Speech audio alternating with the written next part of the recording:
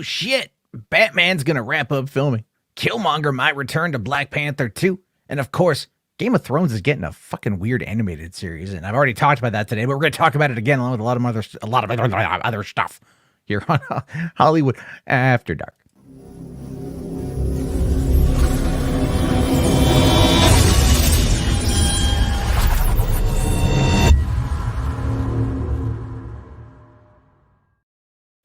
Hey, what's going on, everyone? How you guys doing? Matt Jarbo here, $3 Theater. It's Hollywood After Dark, right? It's midnight, the 28th of January, 2000 and whatever. I don't even know what month it is anymore. Does it matter?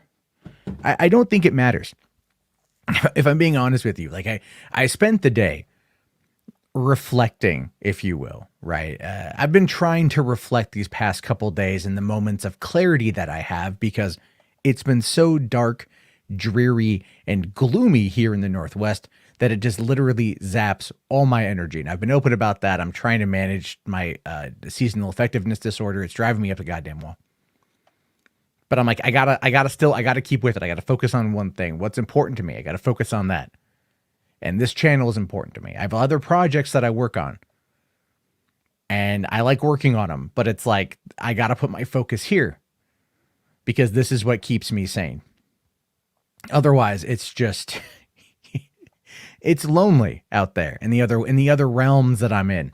But here's a bit different. I like the movie stuff, and you guys always have nice comments. You guys always have engaging commentary, and you add to the discussion. So I've been reflecting these past couple of days about where I want to go, what I want to do, how I want to move forward. I mean, I turned 39 in like 2 months. I've got two young girls, 2 daughters.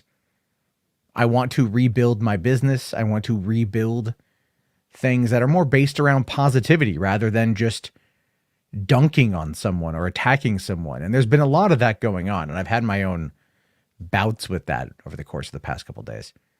But it makes you think, really. It gets you stopping. It gets you stopping. And it gets you thinking. So I got to focus on what I want. I got to focus on the target, the prize. And that, of course, is continuing to build relations with you guys in a good way, in a grand way, not in a weird, kinky, sexual way. Although, I mean, 50 Shades of Grey 4K edition is coming out February 1st. So God help us. And if you come across somebody with that in their collection, literally run the other way. Run the other direction. Get out of that house. Leave. Although, as a side note, and because I'm a deeply perverted individual, I kind of want to see the 4K version to see how Dakota this is true, Dakota Johnson, in the first movie, there's a scene where Christian Grey pulls down her panties to perform on her, right? It's not graphic, but he does. It's meant to be this sensual thing, like the first time she's ever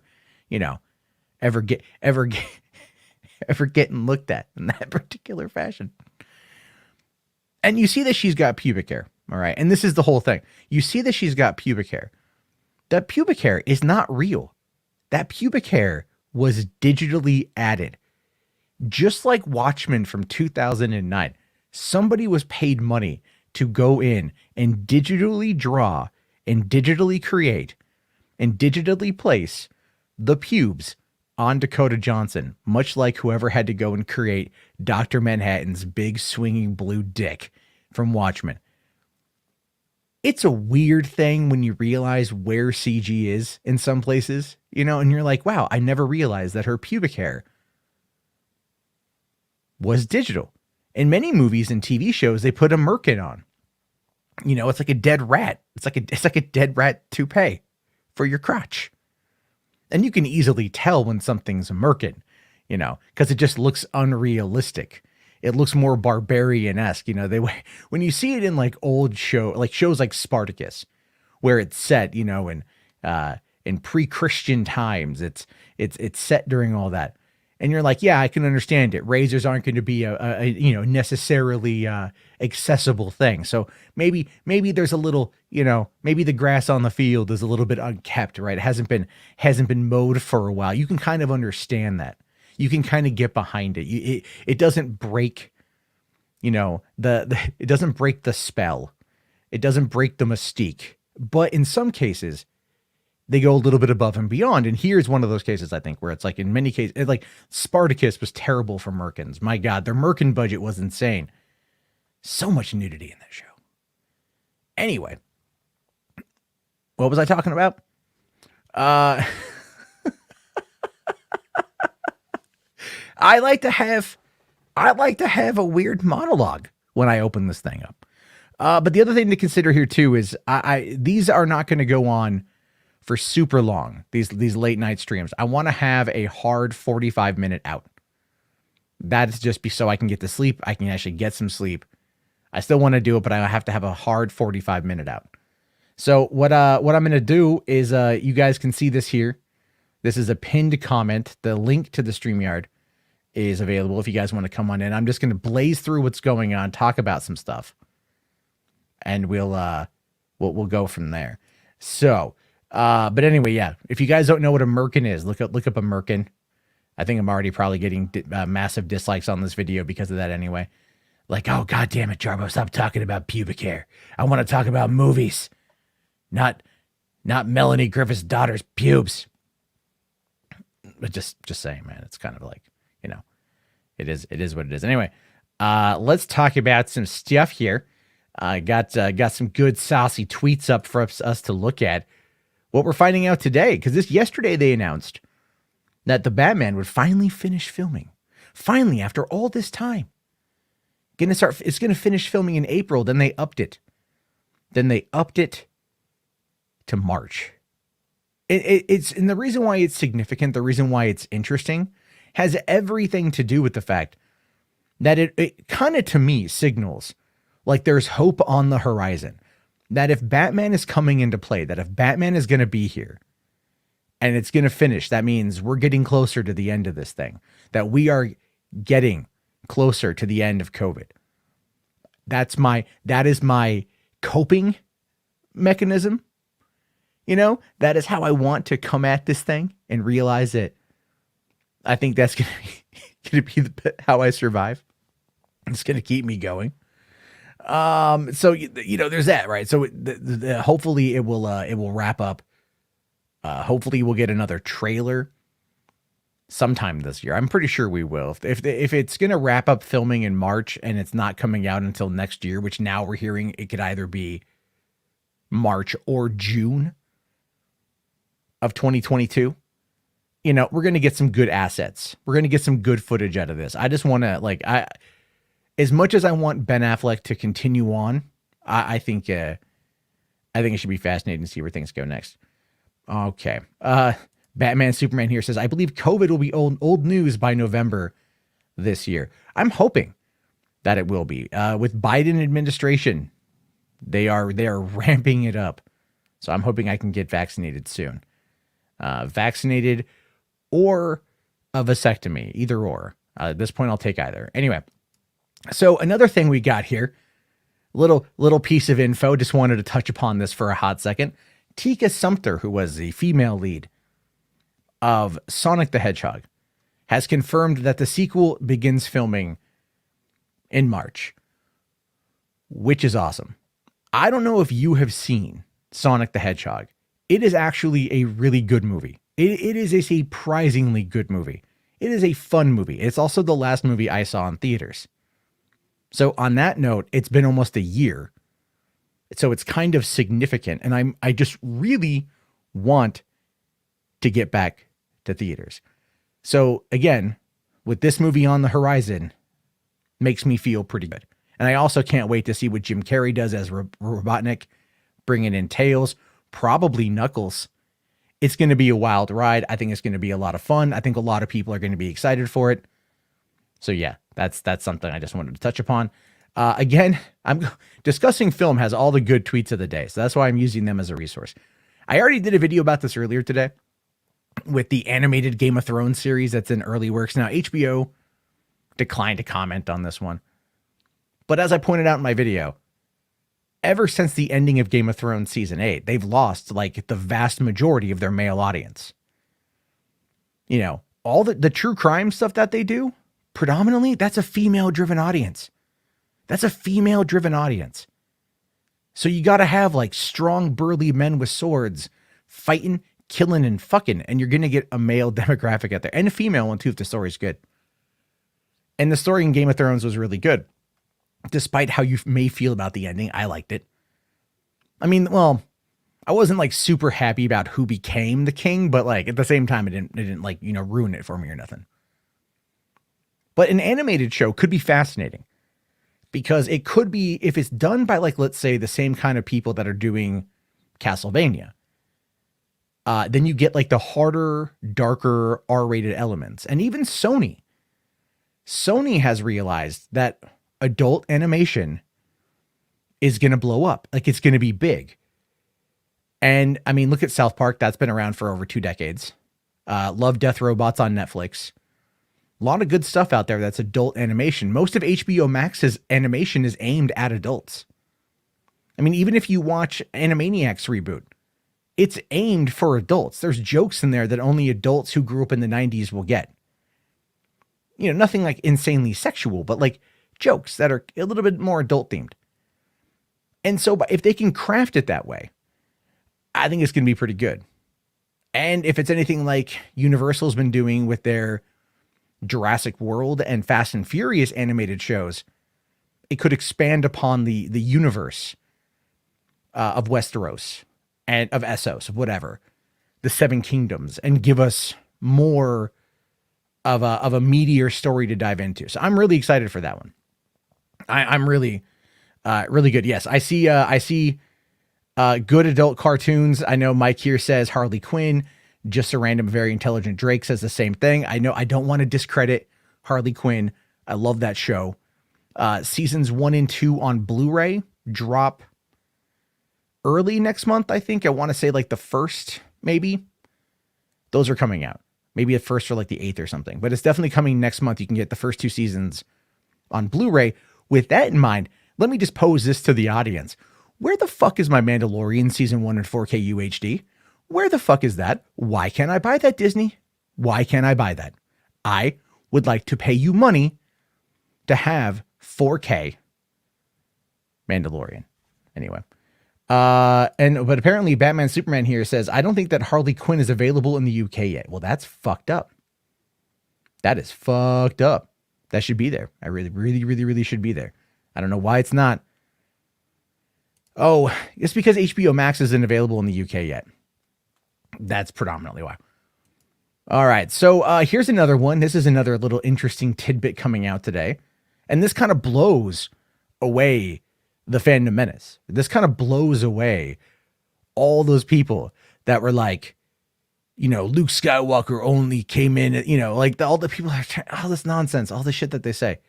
I lose track of it because it's so much nonsense. But according to Jon Favreau, they said that they didn't always plan for Luke Skywalker to appear in The Mandalorian season 2. And what he was talking about is how, like, as he was writing the story, it just kind of played out organically, right? I wonder if the quotes here. Let me go and bring up the quote real quick, because when he's talking about it, he says that I had it here. Okay, where was this one? It's here somewhere. Okay, sorry, down here towards the bottom. There we go. Okay. Did you have an arc planned out from the beginning? Specifically, was the appearance of Luke Skywalker revealing that the story was essentially a few years after Return of the Jedi always a set idea from the jump, or something that you arrived on after working with the material? He says, no, the story unfolded as I wrote it. The Mandalorian inherits a great deal from existing Star Wars stories, and when I write, that context is always a consideration. It became clear that within the established continuity, certain things were likely to transpire. And I love that line. I love that line because it shows you that they are, in fact, looking at Luke Skywalker, looking at everything else that they're trying to do with this world, especially in season 2, which, like, they had Cobb Vanth, Ahsoka Tano, other references, Thrawn. I mean, tons of references to outside mainstream theatrical Star Wars. And that was something that really expanded and built upon the lore of season 2. Now, to some people, they say that it was too much, that it was too many side quests, that it wasn't enough Mandalorian doing Mandalorian things. But you know what, man? Like when this scene happened in the show, I was bawling like a baby. So fuck that. I don't, nah, like this show hit me deep. You know what I mean? It hit me deep. It hit me good. And I love it. But what I love though is that they are aware of the timeline, that they are aware of the universe around them, that they are aware of what happened in I'm assuming the EU, and they are aware of the fallout following the end of the Empire. And that is all going to play into whatever the Rangers of the New Republic and Ahsoka and the Book of Boba Fett and Mandalorian Season 3 and whatever it is that they're building to, right? Whatever it is that they're building to is going to be something that they are writing, and it's unfolding naturally, which is fantastic because it doesn't feel shoehorned. Luke showing up in the show did not feel shoehorned, right? It felt like it was part of the story. It made sense given where we were. The Rise of Skywalker felt shoehorned because it was constrained to trying to tell 2 movies in one go. And it was a failure as a result of that. This, on the other hand, not a failure. Absolutely amazing. I love it. You love it. We love it. Where the fuck is it on 4K UHD? I'm going to keep bitching about that till I get it, till I get what I want.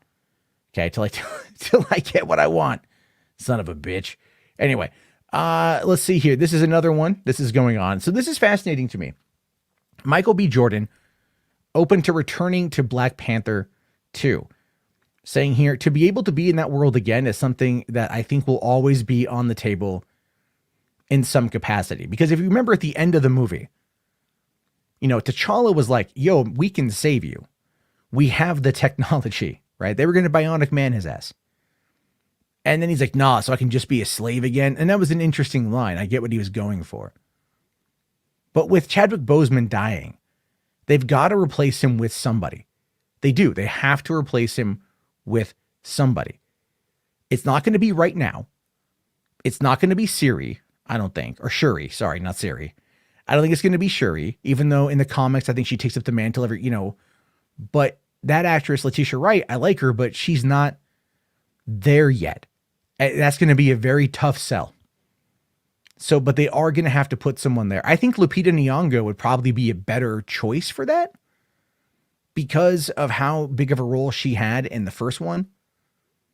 And, or Okoye, from Walking Dead, Michonne, I forget her name right now.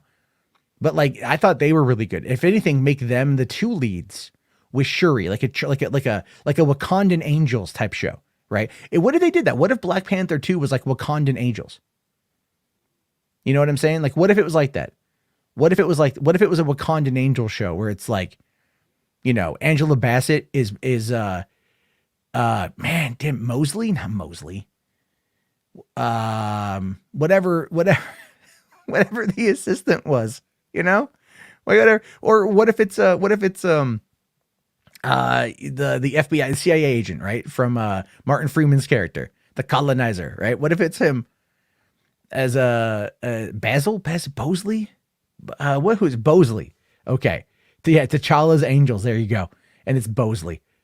Sil here. What's up, Sil? How you doing, man? There's a link to come on in. If you want to come on in, it's pinned to the top.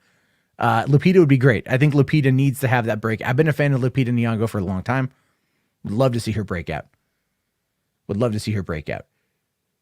All right. Oh yeah. Talking about Shuri, the actress Letitia Wright as being an anti-vaxxer. Yeah, that's right. That would be something fascinating. Batman Superman here says, we all can agree that Black Panther getting nominated for Best Picture is an absolute joke. Yeah, I do agree. I mean, I like the movie, but come on. Like, Infinity War was an overall better film. Just, I mean, you know, if we're talking on the basis, on the merits of meritocracy, it's like that. But when we're talking about, you know, like filming, I don't know. I mean, culturally, it was an impactful movie. No one can deny that. Nor why would you? It was very impactful. And it's a good film. But I don't know. I still think Infinity War was better. Okay, so you think Drake here says her breakout was Us, I'd say. Okay, so you're saying that Lupita's breakout was Us. Well, if I recall, I mean, Us kind of came and went. right? And there was that controversy over the voice that Lupita used because apparently it's like modeled after some actual disability, like vocal disability or something. And so, you know, the movie kind of came and went. It didn't have the impact that Get Out did. It just didn't have that. It just did not have that impact. But I think for Black Panther 2, focusing on like the women would be the better move, because let's be fair. They're all more interesting than Captain Marvel. They are. They're just more interesting than Captain Marvel. All right. And then, so this is one I popped up on today when people were asking James Gunn about if, you know, if he's consulting on Guardians of the Galaxy because a character, or on Thor Love and Thunder because Guardians characters are being used. And he says, yes, have been doing. They're in great hands with Taika. Now, this is the thing. When it came to Infinity War, Gunn was going to be like, you know, he was, I think he was an exec producer. He was actually really working with the Russos to make sure that the Guardians felt like the Guardians. And that was great. You know, that was great. He was really in there. He was hands-on. And as we found out the other day, you know, Feige more or less confirmed that Gunn, if that whole controversy over those tweets didn't happen, that he was set to take on like an executive producer role in Marvel Studios and oversee a bunch of Guardians related properties. Now, I don't know if that's going to happen with the Suicide Squad coming out. I don't know if he's going to do Guardians 3 and then bounce the fuck out. Maybe he's got some bad blood at this point. I mean, I don't think he's got bad blood, but bad memories. You know, and yeah, they worked with him. They supported him behind the scenes. Everyone supported him. They're bringing him back on. That's great. That's grand. But he might be wanting to just kind of close out that chapter, especially if HBO Max is giving him Peacemaker, which they're filming right now. So who knows? I don't know. I have no idea. Batman Superman, you can get in the queue right now. I'll be I think I got like one more thing to talk about, and then we can open it up. We got about 25 minutes of calls. So you can jump in right now. Link is in the is pinned. So for this last thing here, because I just like to blaze through the news. There's small stuff to talk about here. I've noticed that there's this attack that's happening. Now, the other day I called out Sean Cannell, right? And or Sean O'Connell, because I'm a fucking moron. I can't think of names.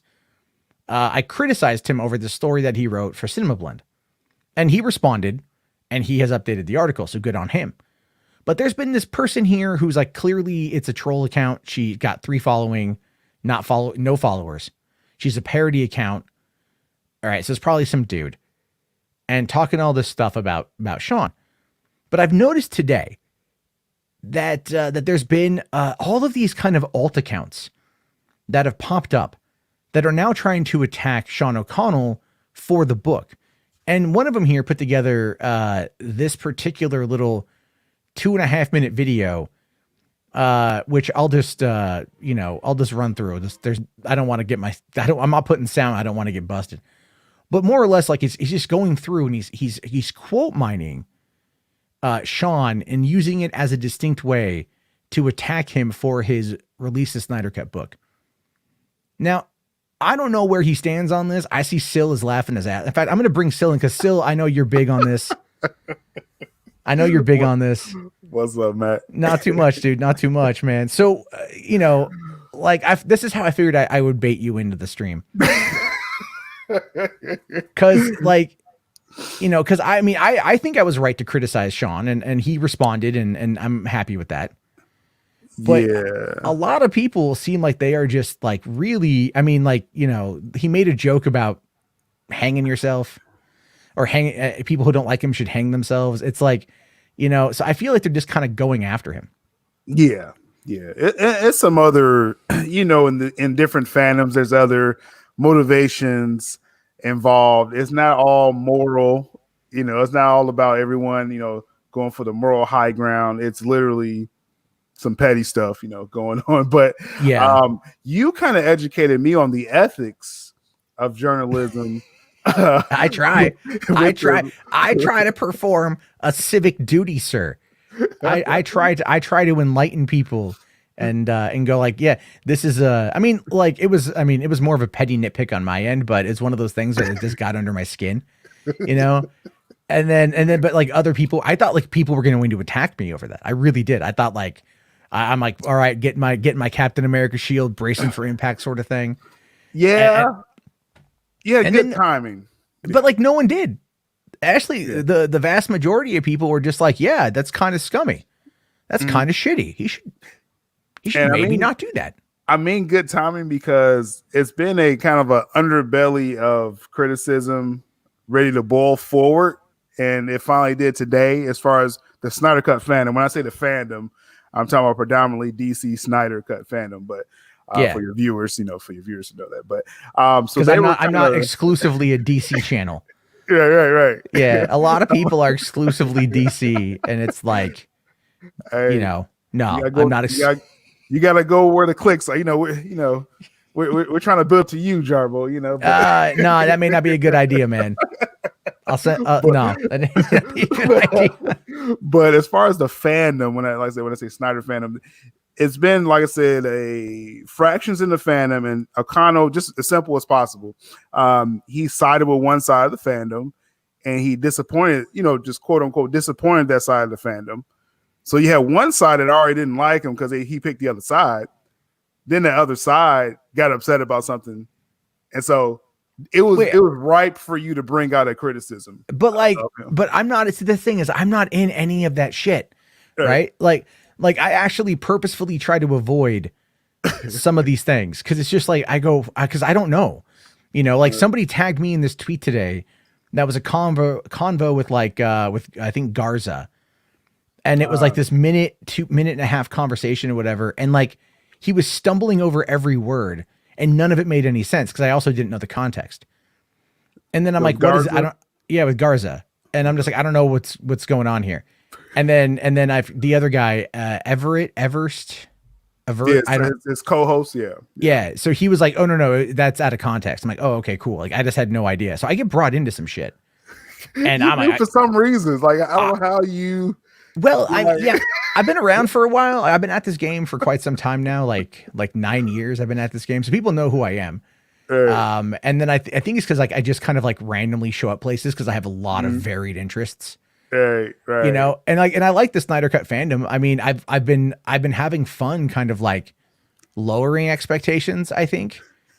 But not in a mean way. I'm not like, hey, don't get excited. I'm just like, hey, pop his dick out your mouth for a second, right? Like let's chill for a second. Let's just hold on, modify your expectations. But seriously though, like don't choke on that because you don't know where it's been. But I love but there's always that follow up. But I love Zack Snyder. No, I really do. Honest to God, love Zack Snyder. Like I would love to get him in a call. After you say that, you say. I totally would fillet him. It wouldn't even be an issue. I would tug on the ball so he wouldn't come very fast. I would make sure that like he enjoyed it. I have very soft hands. I use lotion every day. It would be fine. TMI. I'm just saying I wouldn't swallow because it's against my religion, but you know what? It could go in my hair. I'd be okay with that. I think it's protein. It washes out with conditioner. Anyway, I just like this. I'm just looking to see if the chat's going to like lose their shit over that and just make us, someone's going to clip that, like send that to Zach. All right. Yeah, don't go to this channel. Or do. I mean, I don't know what he's into. It's Hollywood. But really, no, because the thing is, I respect him. I respect him quite a bit. And I would actually love to get him in a call and talk to him about literally everything other than the Snyder Cut. Well, it's funny. I used you as an example because on shameless plug on Sil Abdul Inc., I do a stream of shows. Subscribe to Sil. He's a good dude. Tuesday, Wednesday, and Thursday. I am a DC head, so that's what we do. But yeah, that restore the Snyderverse looking like the Zodiac scrawl writing behind you is a dead giveaway. Yeah, DC poster. But so I use you as an example of someone. We're all talking about how can we get the general audience, like people that's not exclusive in the fandom, to know about the Snyder Cut. I was like, well, like movie heads, and I said like Jarbo, because he was like the first person I thought of as a movie head. I was like, he's not part of the fandom, and he knows about the Snyder Cut because the movement reached him. You know what I'm saying? So that's the point that I'm making, is that you kind of like said that outer circle that has the fandom has reached. You know what I'm saying? Well, I've also been supporting it since like November 24th, 2017 was the very first video I did on the Snyder Cut. After the trending event. Okay.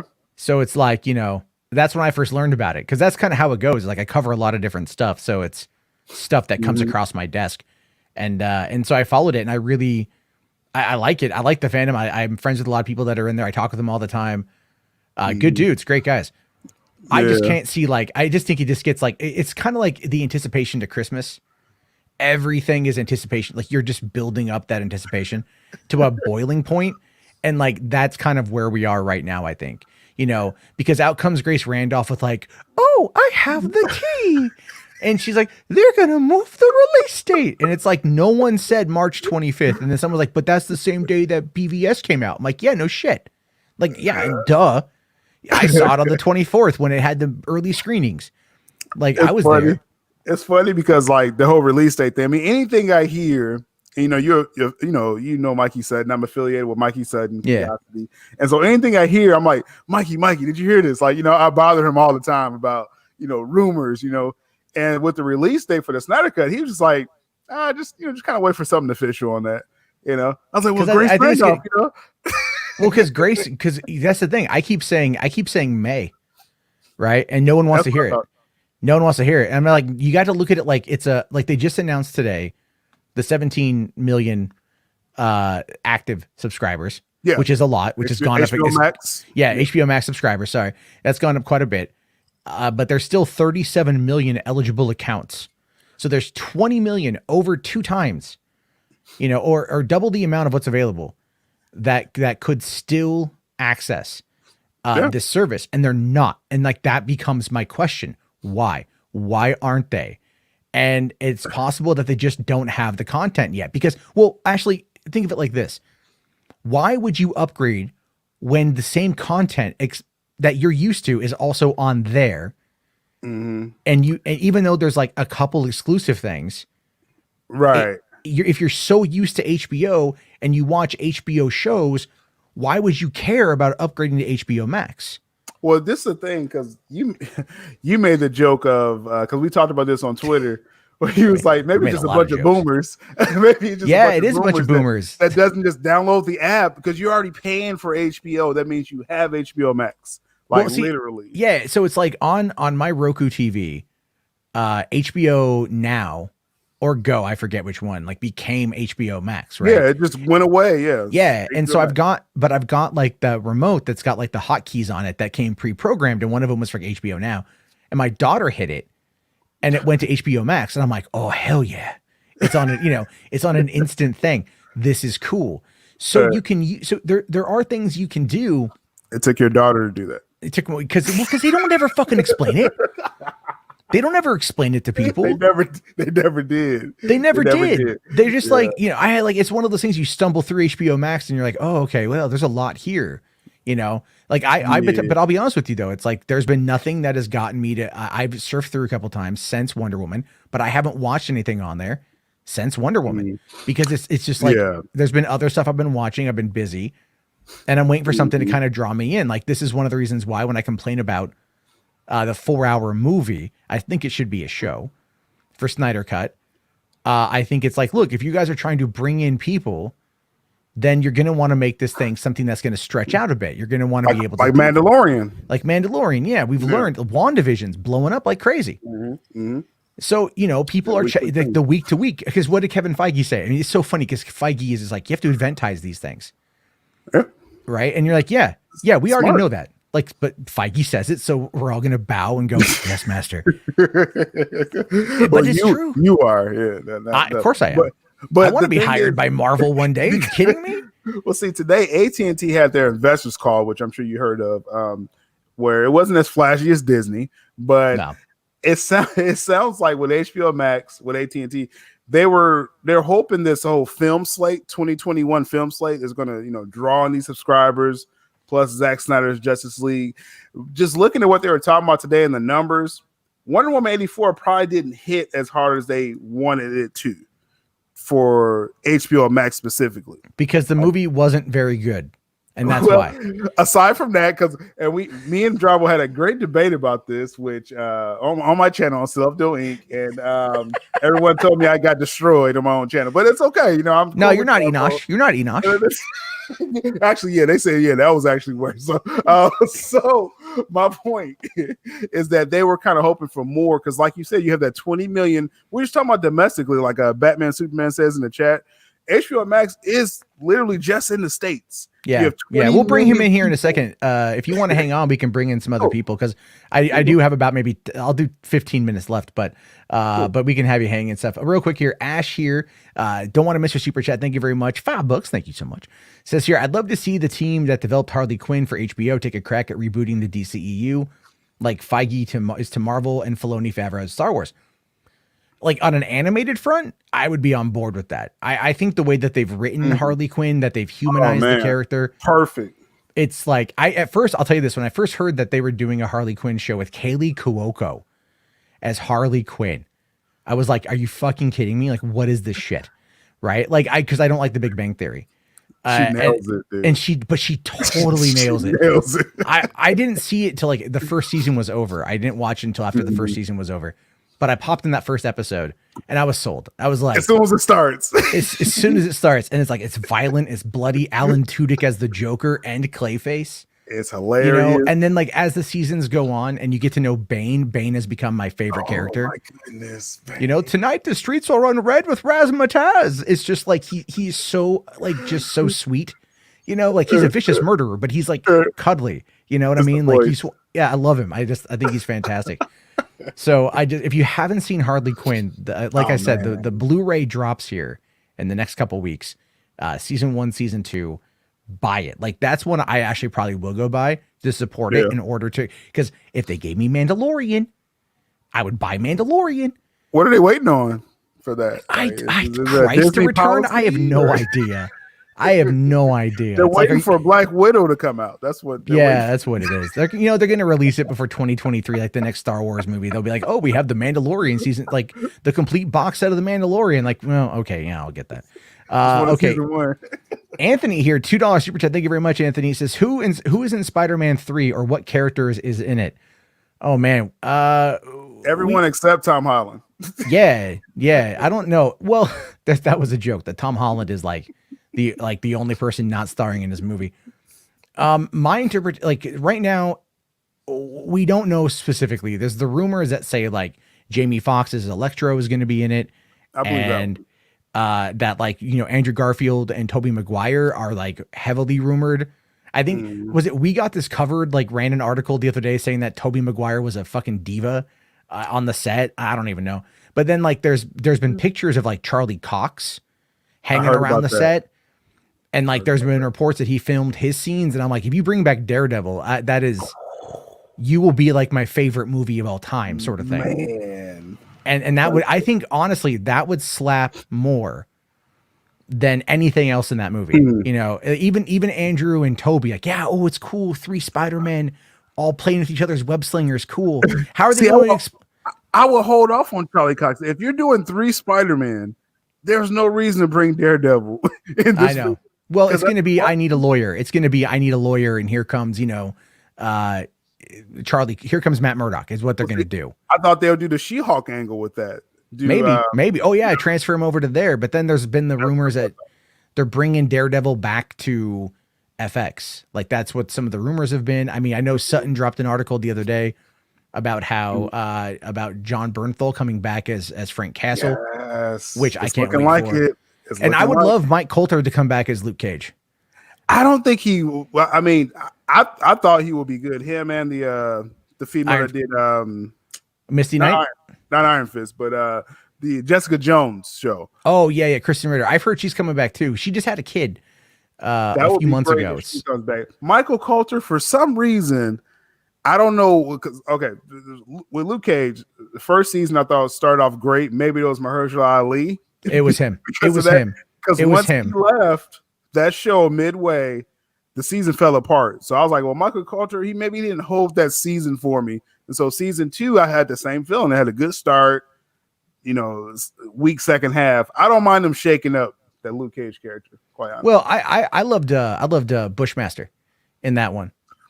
Yeah, he carried the second as half, far yeah. as villains go, because like Cottonmouth, like Mahershala Ali is one of my favorite actors. I love that guy. Didn't you get like some Nino vibes, some Wesley Snipes? A little bit. Well, that was also from New Alita Jack Battle City. Angel too.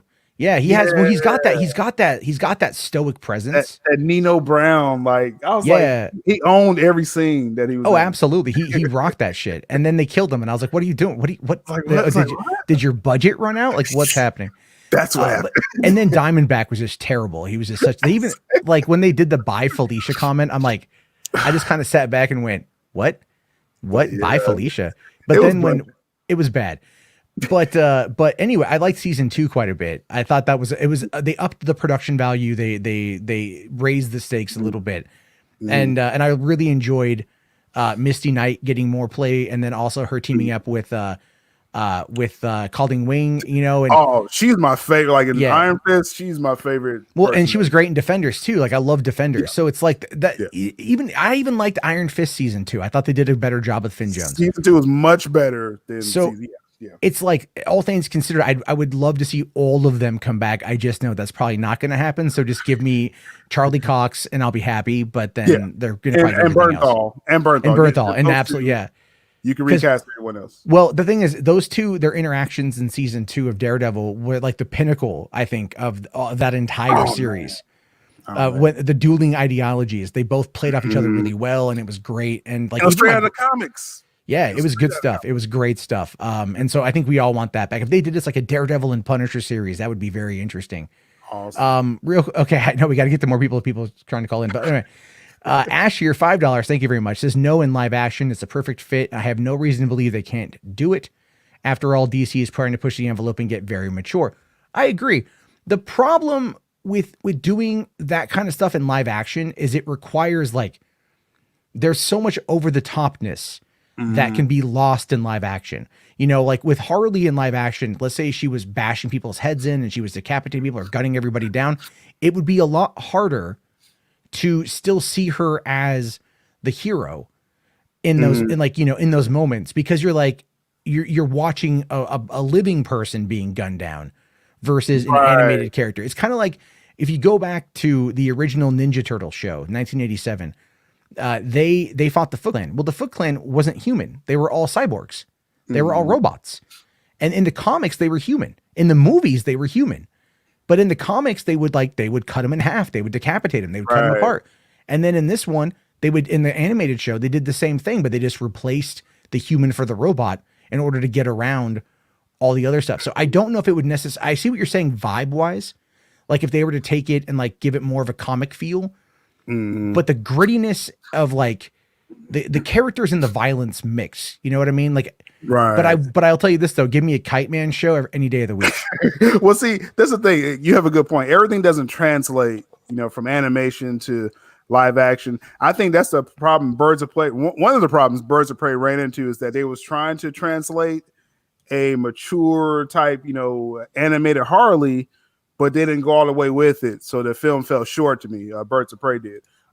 So they got to figure that out if they want to keep doing, Harley Quinn films. Well, and that's also part of the leadership over Warner Brothers, but we won't talk about that right now. Another issue.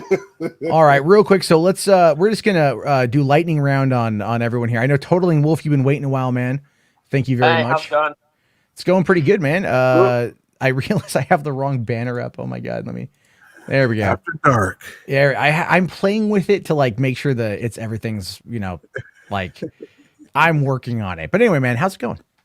Yeah, not too bad. I'm just browsing Netflix for a movie to watch tonight. Oh, that's a time suck. You're just not going to get anything done. Oh yeah, pretty much. I think after 4 clicks down, you have to pick something or it's just never ending. I usually settle with a comedy or something like that, something that's just easy to watch. Can I recommend a show for you if you haven't seen it already? Is F is for Family. Yeah, I've seen that. Okay. Raising Dion. Michael B. Is Jordan that good? produced it. It's great. Okay. It's great. They're raising a superhero son, basically. Yeah. It's great. Yeah. I saw the trailer for it, but I haven't seen the what was that one where it was kind of I forget the name of it, but it was kind of Black Lives Matter meets time travel. Did you see that one where it's like the girl? No one big was in it. Okay. But it's like the scientist, like teenage scientist and her scientist friend could develop time travel, but her brother gets killed by the cops, and so she goes into this time loop trying to save her brother. Oh, and ring a bell. Yeah. I forget what it was called. It was Spike Lee produced it.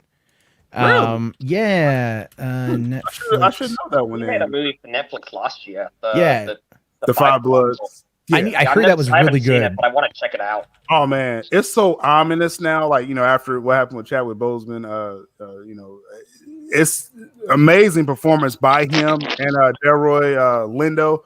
Yeah. It's worth watching just for the performances. Yeah. Okay, because I mean, for one, I'm a big Delroy Lindo fan. I actually watched all the Iron Eagle movies. He owns that film. Like, you have Chadwick Boseman, like, you know, in there, but Delroy, he owns the film. Yeah. Oh, okay. So, the movie is called. I was talking about. It's called "See You Yesterday." I never heard of that. You know, because he produced it. He just produced it for Netflix. Okay. It got a lot of criticism because like people were like, you know, oh, Black Lives, you know, all that stuff, and I'm like, all right, like, but I watched it and I was like, it was really solid. Like, it was really good. Yeah, my thing, any message, as long as it's well written, you can preach to me all you want. Yeah, it was good. I think it's kind of like that one, LaQuisha. Did you hear about that one, LaQuisha? Yeah. I watched it. I watched it because it was on Amazon, and I sat there and watched it one day, and it's not bad. It's actually really funny, and it's like the messaging. I get the messaging, but it's like, dude, you put this movie out at like the wrong time. Like, you just, you know, if this would have been like early 2000s, post Nutty Professor 2 or something like that, you could have gotten away with it. But in 2019, what are you, fucking dumb? You know, it's not, but it's a pretty funny movie because he's trying to do the right thing.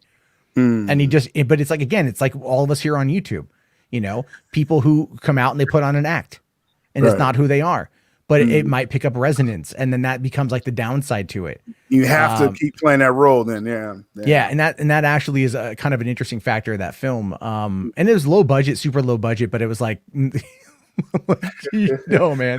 Someone in the chat, Jose says Queen's Gambit. I don't see the name of the viewer or the guy down here. But Totaling Wolf, yeah. That's something on Netflix. I don't know if you've watched that yet. I haven't, but I've heard good things. Yeah, my mom's seen it, and like she keeps telling me about it. She says you should really watch it, and I usually don't watch shows that my mom recommends, but everyone else seems to be recommending it to me. I keep hearing about Bridgerton is really good. That's what I keep hearing. Because Netflix won't shut the fuck up about it. Right? Like, I follow them on Twitter. And they're just like, have you seen Bridgerton? Like, no. Like, there's an article I saw today where it's like, this actress was told to have an orgasm during the steamy sex scene. I'm all, oh, okay. Now you got my interest. That's interesting, yeah. Like, because you don't see that very often in these kind of movies. You don't see that very often. I mean, not these movies, yeah. Not these movies. Other movies that we won't talk about here. This is a family channel. Did you hear my monologue? Sil, did you hear that? No, I didn't catch the beginning. You got to go back. I went on this whole rant about like digital pubic hairs and digital penises. Also, a normal start. Okay. Yeah, normal start. Because 50 Shades of 4K trilogy is dropping pretty soon. I was gonna make a joke on Twitter about it. I was just like, I'll just let it go. No, I told my girlfriend about it today, and she's like, I haven't seen the third one yet. I'm like, we're not going to see the third one. I'm not. You can go watch it. I sat through the first two like a good boyfriend. Why would they go through the effort of adding CGI pubic hair, though? I mean, that just seems like a real waste of time. I really know. That was in the movie they added, that was the whole thing. It's like they added CGI pubes, and it's like, but it's so weird, you know. It's just like, I've never thought about it from that perspective, like, because you know HBO will digitally add penises to guys, right? Like they'll wear a little, like if you go back and you watch Rome. There's a scene where James Purefoy like turns around and you just totally see full on frontal. And I thought it was his for like the longest time. I was like, well done, well played. You know, must be really warm out there today. As well? And they'll do digital penises for guys. Wear a little pouch, and then the graphics team will, you know, like how big you want it, mate? You want it girthy, or you want it like a pepperoni salami stick? You know, like I could just imagine those conversations, and then also why the hell I'm having them at nearly 1 o'clock in the morning. But anyway, all right. Totally. I'm going to get through the last couple of people here, man. I'm going to let you go. All right, it was But good talking to you. yeah, you too, man. We'll do more of a man. long form call in later on this week. All right then. All right, have Catch a you good one, later. buddy. Thanks a lot. All right, Batman, Superman. You've been waiting a while. Oh, hi. Can you hear me? Yes, absolutely. So what's up? Oh, what's up? Are you okay? Yeah, I'm glad we have you on the show today because my question was a little bit controversial. Liam Neeson's new film, The Marksman, is coming out, and I was wondering, do you think Liam Neeson should be forgiven for his comments about black people? Because I don't think he should. But what are your thoughts? Yeah, I mean that's interesting because it's all about, you got to think about intent. You got to think about, what I'm saying? It's like, who was there for that conversation and what did he really mean? But I just heard a recording of it. I didn't see. No, but the problem is that Liam Neeson volunteered this information. This wasn't like Mel Gibson where his I phone heard the was entire thing. Yeah. So I mean, definitely. I think what Jabo said at the times that we're living in, that was just a bad time to try to be honest and try to connect with the audience because that didn't land. Now, he was trying. Yeah. Do I believe he's a racist? No, I don't believe Liam Neeson's a racist. I think again, if you look back, it was in the 80s and it was in Ireland, and he was like more of a thuggish young man, right? He was a lot more, not refined, not Liam Neeson that we know him. Would he have wanted to kill a random white person if it was a white person who raped his relative? Probably not. Probably not. No, I'll be honest. Probably not. You know what I mean? No, and this I'm is the being thing. serious. No, I get it. I'm agreeing with you. Like, it's a serious subject. It's a serious conversation. I don't believe that's the case. No, I think because look, dude, racism is taught. It's a learned trait. Kids ain't born racist, and we all have our biases. We all have seen things growing up, and I'm from Oregon, very liberal space, right? But I grew up and people around me were very not nice to Mexicans, right? And so growing up, it was you make jokes, you hear those kind of things, and you're you don't think much about it, but you don't realize that it's going to impact people the way that it does. And you learn those things as time goes on, provided you open yourself up to learning. What I think Neeson was doing was he was volunteering something about personal growth. Now, the thing is, though, and this is where it's people who get mad at me over the polar bear thing, which they have every right to be, by the way. It's you have to either accept that I learned my lesson and I don't do that, or I didn't. And that's on you to decide. I can't tell you how to feel, Yeah. So it's with what Mel Gibson has said, the weekend that Mel Gibson went off on his tirade, I found out that I'm part Jewish. And I asked myself, I'm does it bother me what he says? I thought it was stupid. It was a drunken rant, and it's the guy. The difference is that Mel Gibson was outed; his phone was hacked. So there's a big difference, we're talking. Well, no, I'm talking about the police, the arrest for when he was drunk in Malibu, in 2006. Oh, right. Because that was the first big one. That was the first big one, and he was, and then of course there was the leaked emails and the leaked voicemail. There's been look at Alec Baldwin where he called his daughter fatty. You know what I mean? Everyone gave him all this shit. She's a model now, by the way. And so it's yeah, she is. She's a model. They don't really get along very well. It's the whole point is people will say stupid shit in private and they'll say stupid shit in public. The context of the situation always matters, but it's also about whether or not that person is just they're just being dumb and they learn from their mistake. And that's the biggest problem that so many people nowadays are if you put one toe step out of line, you're done. Right? Yeah. You're done. And it becomes this let me just narc on people because I want to be that. I want to be protected. If I'm part of the group, no one's going to point me out. Liam Neeson did do Widows, which had a predominantly black cast, so maybe he's not as racist. I mean, no one thinks they're racist. I mean, I don't think he's an active, before that comment, I don't think he was an active racist person. But like Jabo was saying, it could just be the learned behavior where you think you're just being honest, but then you are projecting something that doesn't really land well when spoken out loud. And that's true. That's super true. So that's probably just what happened with him. But do you think the Marksman is going to do good? No, nothing's doing good right now. Well, considerably, it's not going to do good. But I don't think this is going to hold back this project or anything else for him. No, he's had like 4 movies since that controversy anyway. Because there was that came out right before Widows did, or I think right after Widows did, and he was doing that one. It was after Widows, and then there was that one he did, like the truck driver one in Canada, and he's done like now he's doing the Marksman. He's doing like the thing is like no one look at the end of the day. No one really cares about that statement. Let's be honest about that. No one is going to sit there and like boycott his because he's admitting fault for one. And it's not like he's that you know, what's the Soho Mary girl, whatever her name is, the one that thought that kid stole her iPhone. And so she tackled him, right? Like that is affluent racism right there that she did. And then she kept acting like an idiot. Like there's no self-reflection. That's the point. After the point, are you know, repentant about it, or are you just doubling down? You know, he didn't double down. And a lot of people choose to double down because because for one, like we're stubborn. We're all stubborn people. Our egos are designed to protect us. And in those moments, like celebrities, they have teams.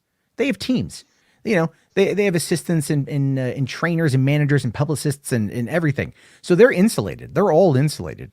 But those of us in the real world, even here on YouTube, we're not insulated.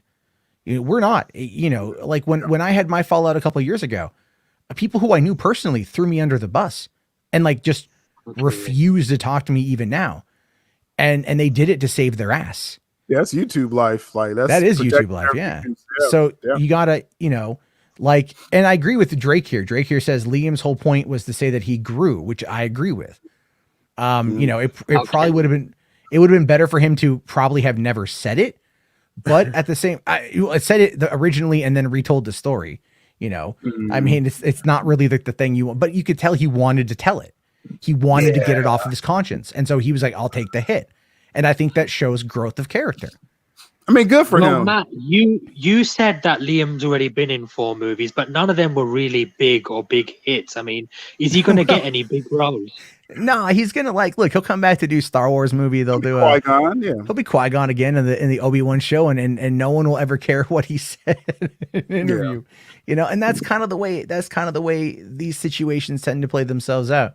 It's all very flash in the pan, you know, and then even people you might go like, but why does this bad person end up getting work again down the road? Well, it's like Hollywood is a business. And the thing is, in Hollywood, the business don't care. If you can still put butts in seats, they don't care. How bad did you fuck up? Yeah, like how bad did you fuck up? And like with his comment, but you guys have shown me another side, so thanks. Well, no, I mean, but you are allowed to feel how you want to feel about it, like totally. And you bring up a valid point. It's like, you know, are people going to forgive him, or are you asked Syl specifically, and you know, and that's I don't want to speak for him. You know, but it's like I just personally, my personal feeling is like people fuck up, and you got to either accept that they apologize or you don't, and that's really what it boils down to. It's a case by case basis. I mean, I look at how people respond when they're called out, and a lot of people called him out, and he didn't double down. Like literally, his response will determine, you know, how I answered your question. And no, you're right. He didn't double down. Yeah, the fact that he showed some remorse and was like, okay, maybe I, you know, shouldn't have said it like that. Then I was like, okay, I can give you a pass. But then there's some that, like I said, that doesn't budge, and those people are just, you know, garbage to me. So, well, I like what Yvonne here says. Liam Neeson is not Kevin Spacey, which is so true. Spacey's handled it like, but then again, like talking about like being angry after your sister was raped and you making racist thoughts and comments is different than like sexually groping molesting children. It's different than molesting. Yeah. So it's like, again, you know, I don't really know how to can't really quantify that. Yeah, you know, I think maybe the best way I can describe it is kind of like when I was in church, we were talking about the severity of sins. And like, you know, I was like, how do you know how bad a sin is? And my pastor at the time went, well, he's like, I believe that every sin is the same with the exception of blasphemy. So like, and I'm like, wait, so if I kill someone, it's like the same like level as me like dropping the F-bomb? And he's all like, yeah. I'm like, that's fucking weird, dude. I didn't say it like that, but like, you know, but it all depends on I guess where you stand on these issues yourself. We're so diverse of people and thought, it's difficult sometimes to accurately have a conversation where those different mindsets are talked about. Because I think for one, a lot of people are just kind of afraid to say how they really feel because of the perception. Well, I think you're right. I think moviegoers do know the difference between Liam Neeson and Kevin Spacey, because if you remember, Kevin Spacey's last film, Billionaire's Boys Club, was like one of the biggest flops ever. People never went to see it. Yeah. No, they did. And then also, also Christopher Plummer didn't replace him. So there's that too. We'll have to wait and see how that whole thing. Yeah, I don't know. I mean, look, do I think that Spacey is going to be done forever? No, he's going to go the Nicolas Cage route for after a while. You know, he'll star in these. Well, I don't think TV's going to touch him, to be honest with you. Don't think so? Well, streaming, I mean, it ain't going to be like, because Netflix is the biggest, and if Netflix don't want him, no one else is going to want the negative press. That's a good point. It was Netflix that got rid of him. Right? Yeah, look, I just want to say one thing, because I know you got other people waiting. Yeah, I got one more guy to get to. But do you know when All the Money in the World trailer came out, the first one with Kevin Spacey? I was actually sitting there watching it, and this is before his controversy came out. In my mind, I was actually thinking, no, this should be a Christopher Plummer role. This should be a Christopher Plummer role. 2 months later, I log on online, and Christopher Plummer's replaced him. I could not believe that happened. Inception. And this was way before anyone heard Kevin Spacey allegations. And this is a true story. This is when I watched the first trailer. That's awesome. Nice. Yeah, I saw the trailer for that, and I went, as soon as I saw Kevin Spacey in the trailer, I was like, no, this needs to be Christopher Plummer. 2 months later, I hear he gets replaced by Christopher Plummer. Couldn't believe it. Dream come true. Oh, this is obviously a burner account of someone, Jarbo. It was like no, that's awesome. That's awesome, man. All right, man. Well, hey, thanks for coming on in, man. Thanks for waiting, and we'll talk again soon. Bye-bye. Right. Take care. All right. Have a good one, brother. Thank you very much. All right. We'll do Ryan. You've been waiting a while. How's it going, man? Hey, Matt. So what's on your mind? I guess two things. What did you think about GameStop stock this today? I don't understand the stock market. Like, I've been literally trying to figure that out all day. Well, and then I tried logging into my Robinhood account to like see if I had anything I could short sale in order to like buy some stock, and then I forgot my password. Well, that's the key right there. It's a short sale. So we had a community of people on Reddit was basically saying, hey, do short sales, buy some stock because it's plummeting, right? So buy it, sell it back real quick. It plummets, buy it again, plummet. And so it's like they played that game till it bottomed out, and then. Well, I read one guy made 11 million in one day. And like I saw people on Twitter going like, I some of you out there might have just entered into a whole new tax bracket. Consider donating to our 501c3. And I'm like, wait, what am I doing wrong with my life? Like, why aren't I taking my Uber money and trying to invest it into like? I get back on Reddit, man. I've been on. Yeah, Reddit. I don't read Reddit. I mean, there's a lot of porn on there, but that's a totally other conversation. Anyway, I mean. Well, no, because now they're going after AMC, but the biggest factor is that they took out that Melvin company, right? Whatever it's called, and they made it. They fucked it so hard it had to literally sell off Alibaba. It had to sell off, and then they're liquidating their assets. Like they fucked them so hard, they just took out a major institution. Amazing. And now Robinhood sent out a message today that's like, we're going to be limiting trading in a number of ways. And then the the FEC or the SEC is going to be like cracking down on it. And it's like, everyone's all, look, man, they just exposed your game. Yeah. They just all like coordinated it to completely fuck with you. I mean, welcome to the information age. Like how didn't they think that would happen? Like, because honestly, they don't probably think much of these people. Like they just, because it was a coordinated effort all at once.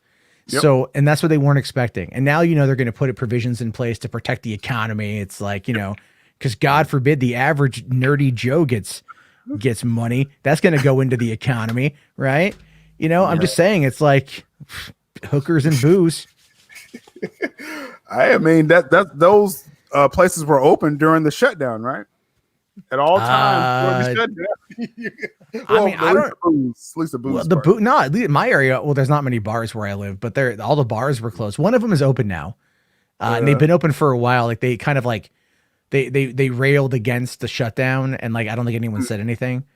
But like no one's there anyway. And then yeah, there's not many bars where there's not like the nearest strip club is like 45 miles away.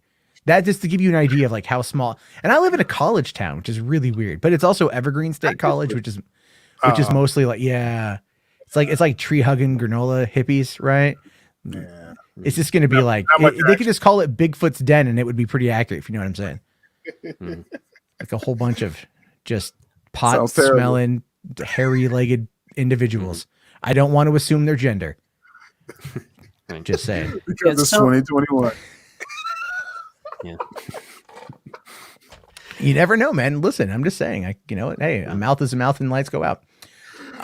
So the second question that I want to ask you is, since we're 1 year into the new decade, movie wise, what do you think has defined the 2010s, or has in one way or another shaped the 2010s in your opinion? That's a good question. I've never really thought about which film is probably the most cultural for the 2010s.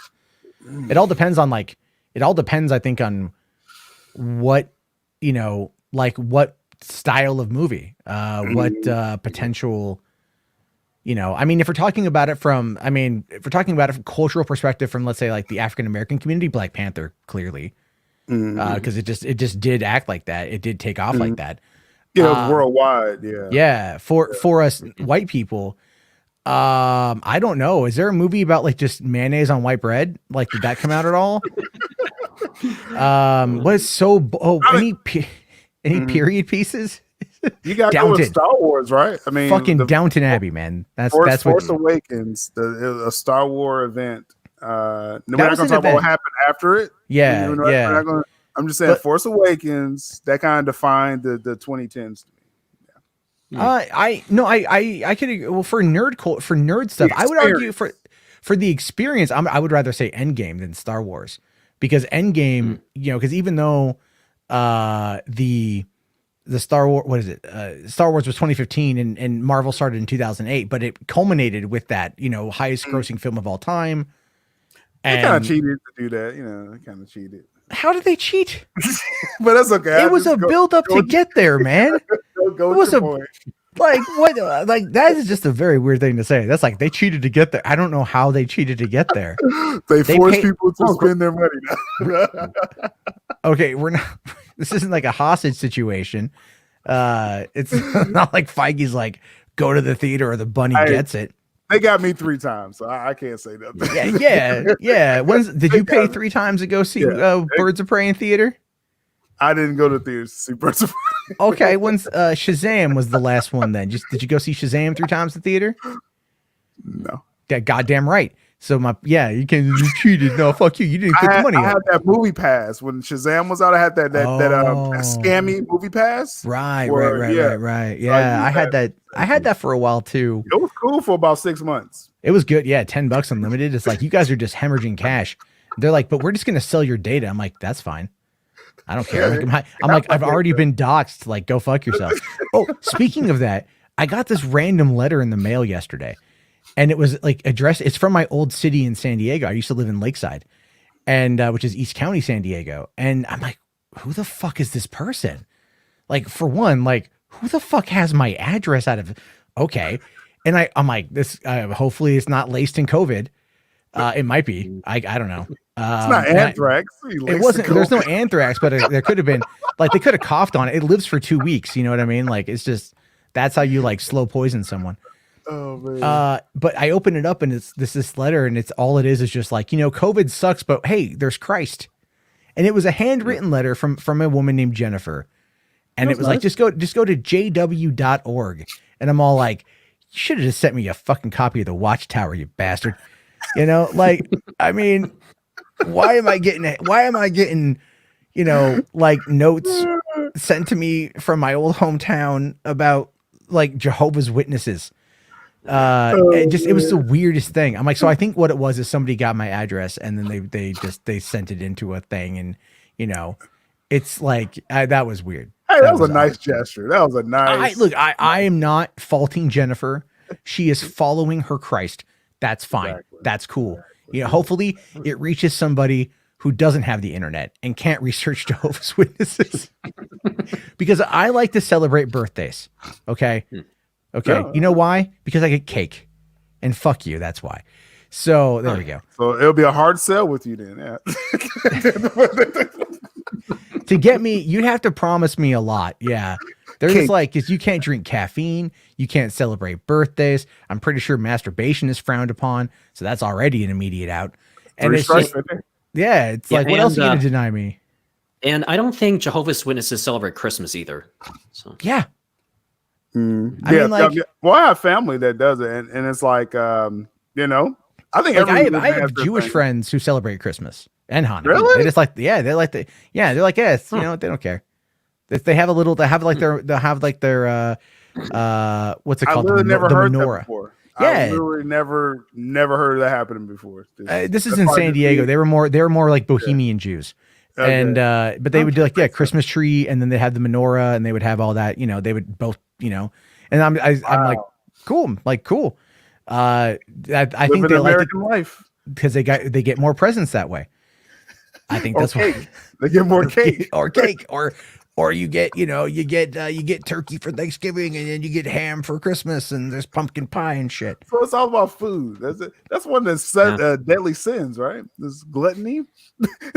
Well, considering that like 73% of America is obese, we're all fucked, right? If the rapture were to happen now, St. Peter would just look at us and go, "Oh, you failing bastards." I'll come back in 10 years. Yeah. Can I just have God give everyone a Peloton and be done with it? Like you're all obese, you all got diabetes, you're all looking like you smoke a pack of cigarettes walking up a flight of stairs. Just like stop it. That's deep. That's how I would solve obesity if I was a religious individual. Just get everyone gym memberships, not 24-hour fitness because they're out of business now. But John Hodgkins in the chat, he says the rapture has a weight scale. yeah, it does. That's the line. Just imagine them trying to take Honey Boo Boo up. It's just like, I feel bad for that girl though. I feel bad for that girl because like we watched her just get fatter on national TV, and like no one thought this is a bad no thing. one said anything. It's like keep going. Like it's okay. Oh, but then it's like the mom dates a guy who was convicted of child molestation or something along those lines, and they cancel the show immediately. But it's like you're feeding her sugar and snacks and mentally and emotionally abusing her for this, trying to get her into these pageants. But one guy does this thing that's terrible, and like that's the line. Like that's just like, oh, we stopped it there. Yep. Yeah, screw TLC. man. Well, also like even I had that. What was it that one cheer? There's that one Dance Moms show, right? And the lady who ran that got like sent to prison for like tax evasion, or she was doing some kind of scammy shit. So it's like, when people always go, "Do you watch reality TV?" I'm like, no, because I have a life, and it's all fake. Like nothing you see on TV is real. It's all performance. It's everything. It's like YouTube. It's all Yeah, fake. I mean YouTube. pretty much, yeah. Sometimes YouTube gets a little bit real, like it gets a little real. It actually does. Like tonight I was because I'm friends with Max the Mandalorian, and he put out a video tonight where he was a friend of his died, and like really? and it just kind of hit him, and like after last night, what happened last night. Yeah, But that after was last night, he was like almost in tears, like doing this little video. Wow. And I know Max, I've known him for a while now, and I like him quite a bit. And Yeah, I he's felt cool really guy. bad, like because it was a raw video, it was a raw emotional video, and it wasn't like Wow. it It gets real sometimes. Yeah. yeah. And I think people have to like allow themselves to get real and Mhm. allow themselves to be emotional. Like people mock me because when I got my silver play button, I cried, and like I was That fine was with it. real. I was, because what most people don't realize is like right before then, like a couple months before then, is when I was swatted. And so that to me is attempted murder. So it's like someone sent the cops to my house and put a shotgun in my face. Like that scared the fuck out of me. So like that, when I got this award a couple months later, like something I'd worked really hard for, I was very happy with it, and I cried. And if I ever get this channel to that many, which I doubt, but if I ever do, then like I'll probably cry again. I'll hold them both like I hold my children and just go, "I love you so much." That's real. Yeah, they'll be like, "Oh, look at that fat man's crying gravy." Oh, that's fake. YouTube's fake. Yeah. Oh man. All right. I'm like a half hour over what I wanted, but we got two guys that just joined up. I'll bring them in. Or fuck it, we'll bring them on. All right. We got Skywalker the Jedi. What's up? And then I don't know who this guy is. This could be interesting. Tutliani Elonga. Am I saying that wrong? Probably. Yeah, probably. It's African. Oh, okay.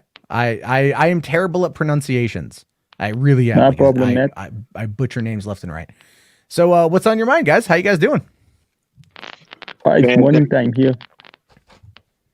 I'm sorry, what? Oh, should I go first? Oh, yeah, it's fine, man. You go ahead, man. Cool. Nah, it's morning time here where I am. So it's like, while it's late night for you guys, it's quite morning time here. So I just checked your stream and I was like, yeah, let me hop on. Cool, man. Cool. Yeah. I mean, it's after 1 a.m. here, so I don't have a lot of time left. I have to be up early in the morning. That's the downside with these pesky time zones, man. And Skywalker, what's going on with you, man? Real quick. One, I wanted to say shout out to Sil. I just had started watching some of your streams. I just watched the whole thing with Zai Ryder. And then I was just watching you with Prime, and then I saw that Jarbo was on live, and I was like, "Yo, oh shit, let me go check it out." And then I saw you on, and I was like, "Yo, I just gotta come say I'm super big fan." You know what I'm saying? Appreciate it. It's the algorithm. Yeah, shout out to the algorithm. Yeah, man. And never mind that you're consistent in what you do, and you put on a good program, and you're open and talk to people, and you're a good YouTuber. Never mind the good things about you, Sil, you bastard. Do I have to come to your house and just berate you with positive comments?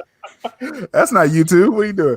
Do I have to I'll just come there and go like, you're a good person, and then I'll just but I'll blowhorn it in your face or whatever. That's what. Right. No, I appreciate that though, man. Thanks for the compliment, for real. Absolutely. Yeah. One, I wanted to say that Zack Snyder's Justice League is an avalanche that is going to sweep over the entire land, and not a man, woman, nor child is safe. We're all going to bask in it, right? And it's going to be a beautiful day. And Jarbo, you got to send me that meme, yo. Oh yeah. Okay. I'll send it to you real quick. I've totally spaced on that one. All right, here. Super quick. Big fan of both you guys, man. You know, shout out, and hope you guys keep doing what you're doing, and all the best wishes. There you go. Check your Twitter DM. I just sent it off to you. Oh yeah. So that avalanche is coming. Zack Snyder's Justice League, Jarbo. We got Jarbo on board, so we won already. I have no problem. Like, I want this movie. I just, or show, whatever. I just want to know when it's coming. It's the movie, bro. I just want to know when it's coming. That's all. At this point, that's where I'm at. Zach said March though. Zach did say on Vero. Hey, we are all waiting on pins and needles for this thing, right? Like everybody is just like foaming at the mouth, waiting for anything, man. Right? Yo, and but to be fair though, like they announced the slate lineup for like what's coming in 2021 back in early December. They did. So, but that's what makes it even like we're all just on pins and needles, right? Like, and I think it's only making it bigger, right? Like, this thing is gonna detonate, man. Like, I really feel that way. And the writing is on the wall. Like, everybody's like, yo. I was thinking about it, like between people that like I know that I have, convinced to sign up, and then people that they've convinced to sign up. I'm at about like almost 30 accounts just by myself, like right now. So like everybody that knows me knows that this has been like a huge part of my like existence for like these last few years, right? And it's just a beautiful time, and I'm enjoying all the anticipation. Because I'm saying stay tuned. If you're on Twitter, I'm sorry, but if you're on Twitter, January 31st, there's a trending event. 614. I'm already there. So you got your time zone. Hashtag that, explode that, because February the promotion is going to ramp up. You know, we're going to get a new trailer. We're going to get more like merch. So it's going to be a good time, man. Definitely. Oh yeah. Yeah. But what if we don't? I mean,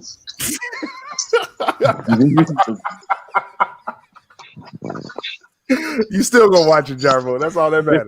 Dude, they could project that thing on like, you know, on your big ass forehead and I'd still watch it. You know what I mean? But then for the dark scenes, they'd have to do it on my forehead because look how big mine is. You know, it's huge too. So there we go on that. It's all about the views. All right, baby. You taking off, dude? Or?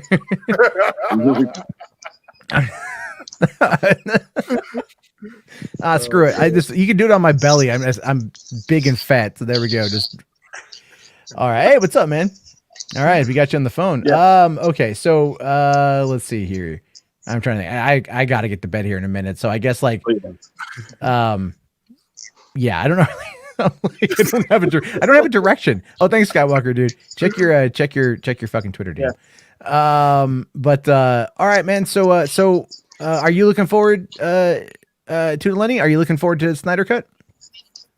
fuck yeah. All right. I mean, we waited like 3 years from this. So let me just kind of tell you guys where I'm from. So I'm from Namibia, that's in Africa. So it's just like really close to South Africa and a country on its own. And I can tell you here that we don't really have a lot of DC fans because a lot of the guys here left when Zack left because they felt that even though like DC was being rushed, Zack always had a plan. And then the current guys that are just there, they kind of just don't know what they're doing because if they knew what they were doing, they would stick to the dark nature of DC that we all like, you know. But now it's like they're trying to copy a Marvel formula. So when people heard that the Zack thing was coming, I have a few friends here that are excited for it and that they're probably gonna watch it on Google Play or something because we don't have HBO here. But yeah, I'm looking forward to the Zack movie, but I'm excited, but at the same time I'm worried too because Matt, you kind of made like some interesting points about is the Zack Snyder fan base, is it really that big or is it a small community? Because that worries me, you know, because I mean, when I see how worldwide we are, my worry is in America because for some sort of reason, the bloggers hate Zack and I can't understand why. Or I just think in general, bloggers hate Warner Brothers, DC, and Warner Media because even in 2008, before Nolan's Joker came out, like when we saw the trailer, people were already talking crap about Heath Ledger, even before the Joker wasn't out yet. So that has started somewhere. So there's a consistent pattern whereby critics or something just hate DC films. I don't know why, unless when they try to do a Marvel lifestyle film, then that's when they get liked. Because before Wonder Woman came out, all these bloggers came out and said, yeah, Wonder Woman is the greatest DC movie. It comes out and I'm like, what was that? Why did I just watch? So yeah. Well, I think what it is like the bloggers out there, I don't know if like, I don't really know. I don't want to say like they're paid because I know there's been accusations of that and I don't believe that. But like, look at, yeah, you're right. When they announced Heath Ledger as Joker, it was such an odd choice. Nobody knew what to expect until they saw it. And then it was a cultural phenomenon, you know? Yeah. And then when look at the Joker movie, they were against that, saying that it was going to be this massively, you know, it's going to cause violence. Yeah. And then it did $1 billion and no one got hurt, you know? And so it's one of those weird things where they just like, I think they try to create an enemy because I think they need to create an enemy. Like no one's going to make Disney the enemy because Disney will retaliate. And the LA Times actually had this happen to them. They criticized Disney's plan to expand in Anaheim and a land purchase that they did. They criticized them. And so Disney in response cut the LA Times out of covering anything of their movies. Or press junkets and everything. Yeah, they cut them out of everything. And then it was all the other bloggers and the other outlets that came out and they said, hey, you guys, you know, this is bad. You shouldn't do this. That they, you know, reverse course and opened it back up again. But that's the bigger problem is like, none of these guys are going to come out and like actively attack Disney properties or Disney in general. Like no one's going to come out and say The Lion King was a soulless cash grab. None of them are going to say that. You know, they might go, it's not the best movie in the world, but that's all. That's like the most criticism they're going to give it. That's you great. know, Yeah. And but when it comes out to like, you know, but they still need an enemy, and so they go, oh, but Zack Snyder had, you know, Superman kill Zod, and they provide no context to it, and then they attack it. Yeah. You know, and it's just like it's all access. They just don't want to lose their access, because if they lose it, then they lose it. Look at Collider. Literally, look at Collider. All they have is access, and it's only access in a local area. It's only access in LA, because no one else really cares. At this stage, they're just doing it for clicks, you know. Because I was gonna add and say that a Collider right now is just. Does anyone still follow Collider? Because I saw recently that they came out. Someone laughed at Zach's daughter. Zach saying that he couldn't fight the whole. You guys know what I'm talking about. And then someone just posted a meme of someone laughing, and it was just like. And then a few minutes later or a few hours later, they start to play the victim card. You know, and I think Matt, you've spoken about that a lot of times, especially when it comes to Andy and Jody's corner. How they like to play the victim card when things don't go their way. Oh, so by the way, I have a scoop for you guys. The two Green Lanterns that will be in Zack Snyder's movies, I'm not lying, it's Jody's Corner and Andy Signal. Those are the two Green Lanterns. So just keep remembering that. Really? I don't know. I made a deal. I made a deal with Andy last night that we won't talk about each other anymore. So, it's very heartfelt. No, it's all good. It's all good. It's I get it. It's just, it's a beef I'd rather see go away. You know, but I get your point. And I'm anxious to see what happens with the Green Lanterns, because I was watching Lightcast earlier and like listening to see what they were saying. And again, I don't know. You know, some of it sounded a little bit too good to be true. We're gonna have to wait and see. Yeah, you know, I agree. Like, I don't know. You know what? When the Snyder Cut comes out, we'll know for certain what's real, what's not. You know, if there's Green Lanterns in the movie, then they got the inside track. If there's no Green Lantern, Kevin Smith had an interview about 3 years ago about that, but okay. What did he say? I don't know. I don't follow everything he does. He said it'll be 2 Green Lanterns. Oh, well, now was he referring to the history lesson, or was he referring to Kilowog and Tomaray? Oh, yeah, okay. I think I know what you're. I think I know what you're kind of directly referencing. Okay, I get it. If you guys see one of the old trailers in Justice League, it had a thing where Alfred was saying, "Let's hope that you're not too late." And if I could be wrong, my mind could be blurry, but I swear I could see something green booming from the back. So I don't know. Maybe they took it out. I always thought that was Superman. I always thought that was Superman. That. But you know, we'll have to wait and see, because we'll find out. No, because here's my question though: is the scene that Zach did where he made the black suit? He shot that, right? Because that was like, I know, like the only deleted scene that was on the Blu-ray. Yes. Okay, he said he shot that, and he said he swore that he wouldn't use any scene that he did not shoot. Oh, if he does, like if they use a frame that came from Whedon, you know, people are gonna die. They're gonna know it. They're gonna call him out. They're gonna hunt him down like Frankenstein. And I believe that. I believe him too. I think he's gonna give us something that's gonna be wholly different from what we saw. And the truth of the matter is, like, you know, like I forgot most of what was in Justice League from 2017. I watched it one time. It was so bad. Yeah. I mean, it was definitely not good. Yeah. The final question I have for you guys is, because I saw Ray Fisher's other tweet where he said Walter needs to now apologize to the other people, and I saw something that Livecast brought up today that got me thinking: could Ray Fisher still be Cyborg, and could it still mean that he's going to be in the Flash movie? Because I did notice that there was I think someone posted something on Instagram on Baba Mushetti's post where she said, "I stand with Ray Fisher." Then she liked it, and then she unliked it, and I was like, no one else saw this, only I saw this. And then another thing I noticed was Ray Fisher released a statement saying they called him and said he's out of the movie. because of this and this and this and whatever. But Ray Fisher can't do that. He can't. I don't think he can fire himself out of a movie unless he says he doesn't want to be part of the movie anymore.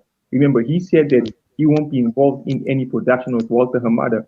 But what if that has changed? Because Warner Brothers hasn't released a statement yet. So there's a feeling in me that still says that Ray Fisher is still going to be Cyborg, and that Warner Media and whoever aren't going to allow this, because if a black actor is removed out of this, it's going to cause massive backlash. And Black Lives Matter isn't even involved yet. And look at like the amount of backlash it's going on already. So I'd like to get you guys' opinion on that. What do you think of it?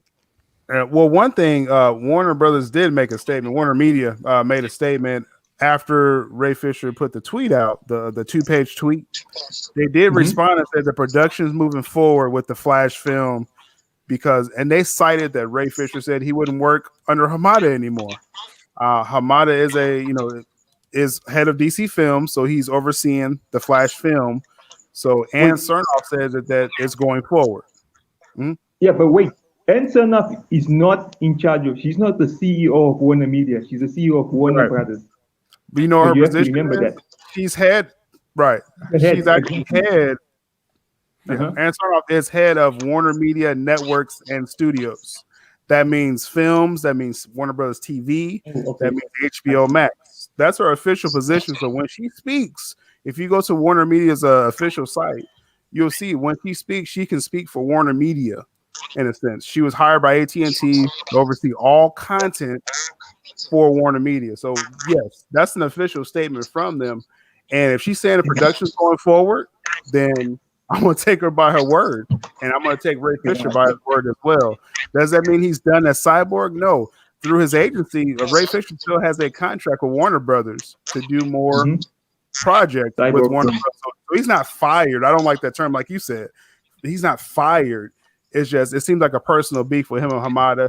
If they smoothed it out, they're not starting production till April, Jarbo, I think, for Flash. Yeah. If they smooth it out in another month or two, maybe he still could pop up as a cameo. So I think that tweet about him apologizing to everyone else shows you that there's been headway that's been made, and because there's been a lot of negative press, and none of it's been on Warner Brothers' side. To be honest with you, like none of the good stuff's been on their side. They've looked like the bad guy in this, and they don't want to be the bad guy. So they're going to sit there and do everything they can to not be. And so I think Hamada, look, a good producer knows like when to take a step back, right? A good producer looks out for the director. So like I said, he's been taking the heat. Like Hamada positioned himself to get in between Ray, Jeff Johns, and Toby Emmerich. Those are the people Hamada is standing in between. So he's protecting the talent, Johns, and he's protecting his boss. And that's, and that's the whole thing. That's why he's doing what he's doing. But that doesn't mean that they're not going to come to some kind of reconciliation. If all Ray wants is just like an apology and he wants this to be taken seriously, he's already proven that he's been able to do that by having these investigations and keeping the public pressure on. And they're not going to want to have that kind of negative press leading into the release of the Snyder Cut, because Cyborg is probably the main character of that movie. Yeah. So they're not going to want to fuck with any of that. They're not going to want to have any of that be a problem. They're going to want to sit there and go, let's squash it. We'll try. They should do something publicly, but what they're probably going to do is just let it go away quietly. And then if Ray doesn't get what he wants, and what I do say, I believe he's entitled to, which is a public apology. Yeah. Then he'll make a stink about it if it's not something that he wants. But now it's apologize to everybody else. Gal, Ben, Jason, Ezra, the other people who worked on the crew, all that stuff, who felt like they were being disrespected. And that's why you gotta respect Ray, because he is actively, when I worked in LA, people don't give a shit about you, like they use you, they abuse you, and they don't care. And so as a person who's been in some of those situations where you feel like crap afterward because they don't tell you what you did wrong or whatever, you feel like you've been used, like you've been played. And so to have him come out and go, nah, F this, It's a good thing. It's a really good thing. So it's good for the industry because it's accountability. And that's been my bigger push for it, has been like, yeah, let's push for the accountability. Let's make sure that there's an even playing field for everybody. Not that difficult. But when you have money, when the money's involved, and again, let's kind of break this down to brass tacks here. The money is potentially going to be fucked with if this goes further. And they're not going to want that. Right? They're not going to want that at all, especially with like coming into 2021 with all their slate coming out. And, but I do think Godzilla v. Kong moving up is a direct result of that. I do think it is a direct result of what's been going on with Ray. Yeah, I think so too, because they wouldn't have announced it that quickly. And another thing I want to add on is, why do these guys keep fighting for Jeff Jones? And whose idea was it to let no disrespect to Jeff Jones, great comic book writer, those Green Lantern stuff was sharp, but what the hell was going through DC's head when they thought it was a good idea to let Jeff Jones be involved with DCEU? I mean, in my opinion, that was easily one of the worst decisions they've done. And what hurts me more and what pisses me more is that people keep blaming Zack for the DCEU failing. And I keep telling people that if you compare Zack's first two movies with DC and you compare Marvel's first two movies, Zack made close to a 1.5 billion for Warner Brothers. And I think Kevin Feige with their first two movies, if I'm not mistaken, Iron Man and Hulk 2, between them, they only made like 700 million. And if you look at the budgets, they're so close with one another. And my thing is always that if I don't know how the Snyder Cut will do, to be honest with you guys, I want it to do extremely well, but I'm just worried that it might not reach a large audience. I mean, if HBO was worldwide, then I wouldn't worry about it because it would be an instant hit.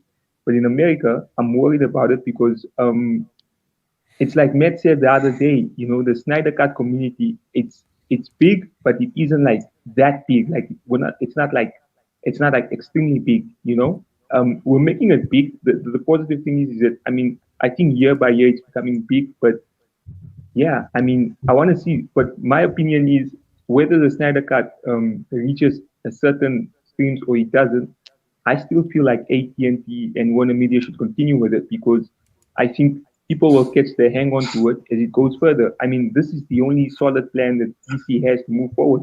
I mean, come on, if you look at Marvel now, they're restructuring, they're restarting over, and with the delaying of the movie, that could play a little bit with their timeline. This is the best opportunity DC has to knock them over the park. But hey, let's see how it goes. Well, I think I forget who said it, but I heard someone say that if it's big, they're going to have no choice but to continue it. Right. Mikey Sutton. Yeah. Well, and I'm sure it's been echoed by a lot of other people as well. I just don't remember exactly where I heard it, but I agree with it. Okay. Yeah. It was Sil. It was subscribe to Sil. You get these insanely deep hot takes. Yeah. But I just, if it's a big enough hit, then it's going to be something they're going to have to work with because the thing is though, but this is the other thing. Warner Media is fully aware of where the fan base is for Snyder Cut, right? For DC content. And there's a big amount of that in Latin America, right? And they're finally going to get to Latin America.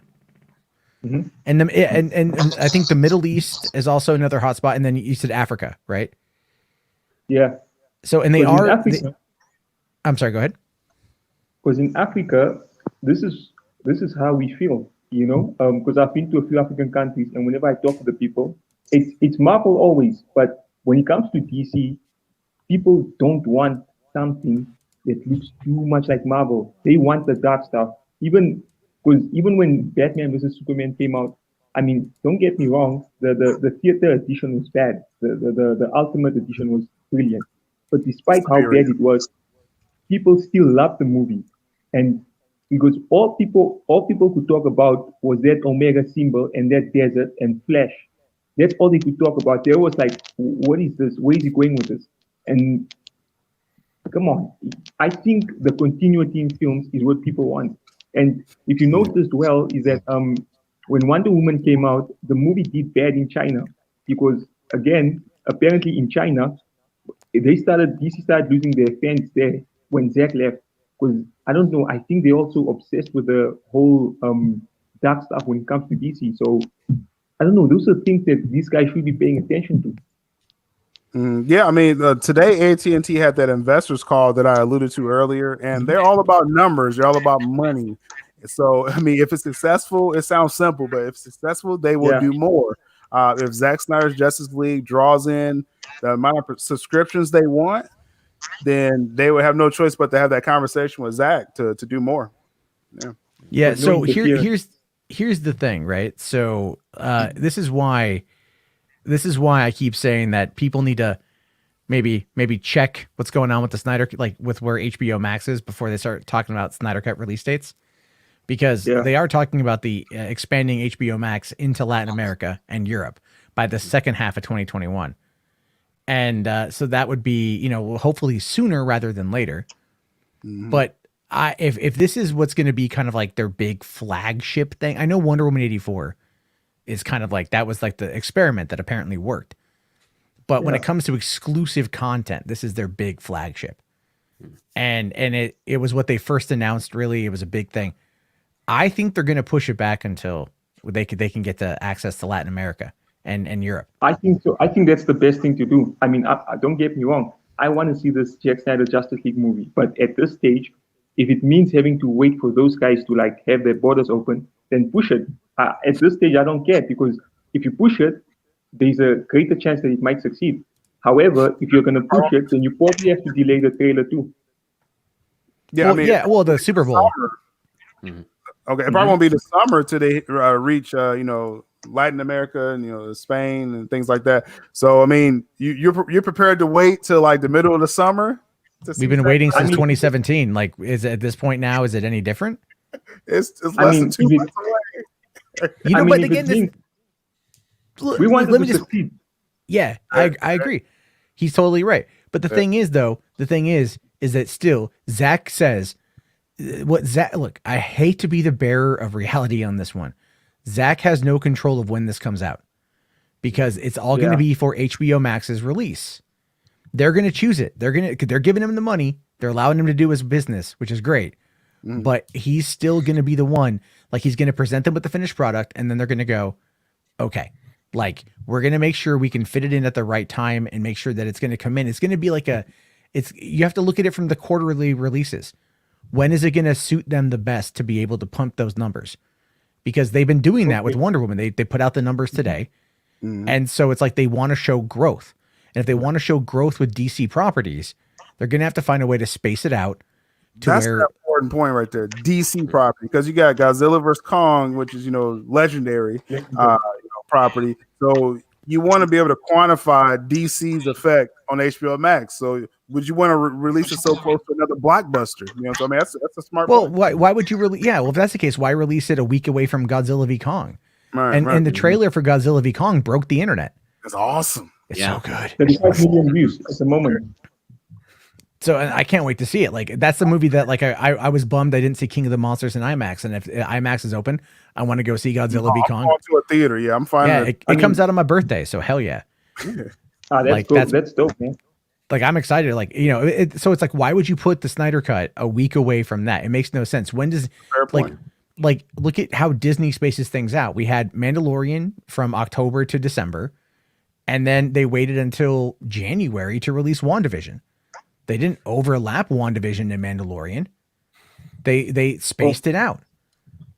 And it keeps people keeping their subscription. If this whole point is about getting subscriptions and keeping them and making that money, then they're going to want to space it. I just find it like, I know people want it. I get it. The anticipation is there, but it doesn't make any sense to release them. Like, if they were to release, let's say, Zack Snyder's Justice League at the beginning of March and then Godzilla v Kong at the end of March, like a couple weeks, I would get that.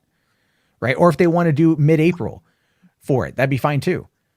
But the problem is April is a terrible time for any of that kind of stuff. Like early mid-April, because of tax season. So it's like after that, if you start noticing, like they start opening up the blockbusters like mid-April, like the last week of April, and then it goes into the first week of May, and all that. They could wait. They could open this one on the first week of May in order to get that slot they wanted for BVS back in 2016 that they gave up to Marvel, because there's no way that that Black Widow is going to be coming out that weekend. Or they could even want to have it come out a week before Black Widow. They're waiting for Black Widow to get an official release date so they can put it out a week early and then like take the buzz out of it, take the wind out of its sails. Who knows what their plan is, right? We don't know what their plan is, but their plan is, there's no official date. So it's like, I listen to all these people, and I get it. But I'm like, do you guys ever look at release dates and how they work? And like, this is a global rollout. This is all this stuff they got to do. And it's like, they're not going to sit there and pump in $70 million into a property. Because what did Justice League do worldwide? 650 million is what it did worldwide. Around there. Yeah, so it's like they lost money on that one. And so sure, here's kind of a fuck it situation where they're just like, screw it, we're just gonna like put it out and see what it does. But they still want to have access to the most amount of people, because Momoa is an international star. Gal is an international star. Ben, international star. Ray should be, and hopefully one day he will. But it's like, those are your three big. Cavill, international star. Jared Leto, yeah. I mean, when they start showing us all the extra stuff, then we're going to get an idea for when it's going to be coming out. But to release it and not have it be available in other countries that are big, like look at what's the Brazil Comic-Con, right? That's the one I'm more curious about. CCXP. Yeah, CCXP. That's huge there. DC is massive there. Yeah, they worship Gal down there. They worship him. I mean, I've watched those videos coming out of that convention, and it puts Comic-Con to shame. And I've been to Hall H, when I saw the Justice League trailer in Hall H. So it's like, that would be a market that you would want to have this thing come out like day one, because otherwise those markets are going to pirate it. They're going to pirate it. They're going to get it any way they can. And that's a big problem. I mean, I'm just saying, it's like, business wise, they're going to have to hold it until they are able to establish a setup in other countries. And I mean, or maybe I'm wrong, and they're going to look at what Disney Plus did with The Mandalorian and not even care. But no, they're not going to take that risk. I mean, in my opinion, they're not that stupid to take that risk, because it's like you said, like, the only way Zack's film might succeed, I want it to succeed, is if they open it worldwide. If it's available on Apple and Google Store, then yeah, it's going to succeed. I hear something about it's also going to be available on Amazon too, but they gotta have, in my opinion, I'm willing to wait if it means like having to make it worldwide for all of us to see. In a sense, we should be able to wait, because, or it could be that they're releasing it now and saying, hey, when we're going to go worldwide, we're going to release David Ayer's Suicide Squad as another DC property. But come on, let's face it. The David Ayer I want to see too, but it's not as big as Zack's one. Right. Yeah, I want to see the Ayer cut. I think they're going to do that. I even think the Schumacher cut's probably going to get out there too. I mean, if Snyder cut does well, then they'll totally end up, going down that rabbit hole of like, like, all these alternate cuts. David but I just, I'm sorry, say that again. David Ayer's cut is also like good advertisement for James Gunn's Suicide Squad. So yeah, if you get it, it's a win-win in my opinion. But then, hey, I do think that I do think that they're going to hold off on Ayer cut until after James Gunn. Yeah, which I think is slated for August. Yeah, and then the Snyder cut will definitely be out before Suicide Squad. But I do kind of agree with you. I think having the Ayer cut like be a lead into Suicide Squad would be good. But the problem with that though is, again, it's the timing, because I have to really time out these releases in order to get the maximum amount of money. And but it's also like it might be a little bit. They might be a bit afraid of it overtaking the conversation about Suicide Squad. Yeah. And I mean, because look at it like this, right? Every time somebody wants to, like, every time someone who's in the Snyder Cut fandom sneezes, it trends. Like look at January 31st. It's a planned event. Nothing in the DC world even comes close to that. So it's like, every time they talk about like, where the DC slate's going, everyone's like, well, where does Zack Snyder fit in on this? and that's constant. It's been years of that. Wow. So, I mean, they understand that there's a dedicated fan base.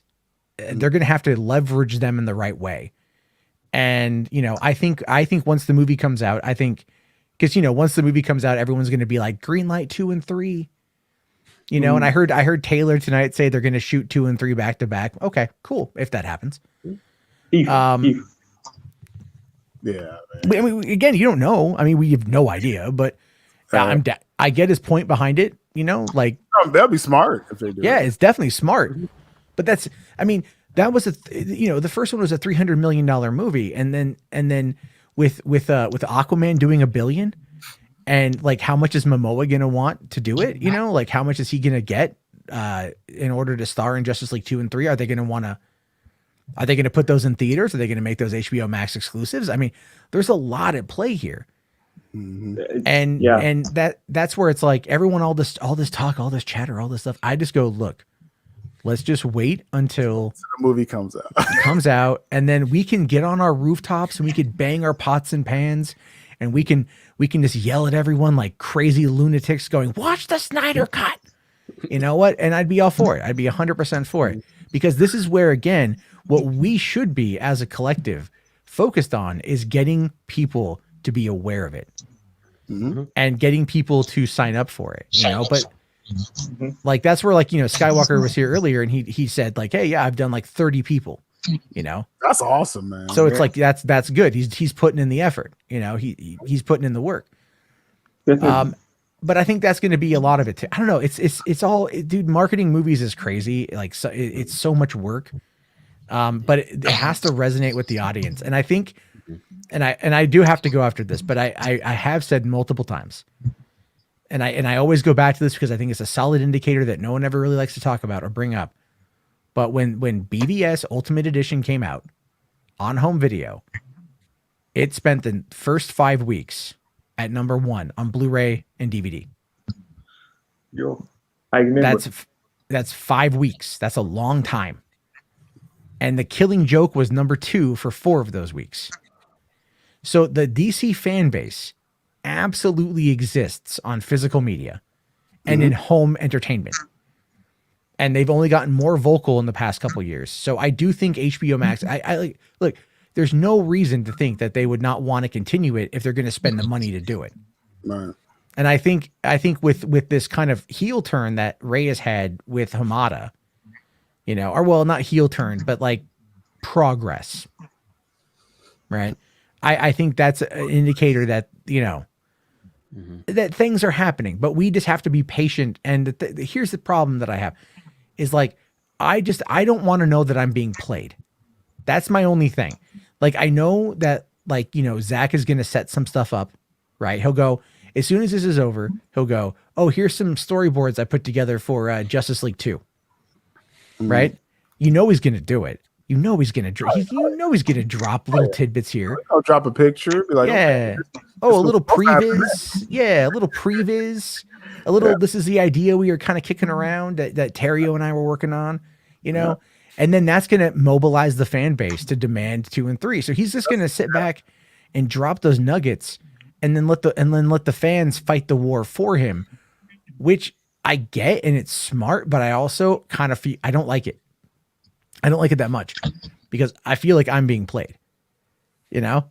Well, like, I feel Snyder Cut coming, no trouble. Like, I mean, I know, but I don't feel it's been in vain. I don't feel it's been in vain at all. I don't think it's in vain. I don't think it's in vain.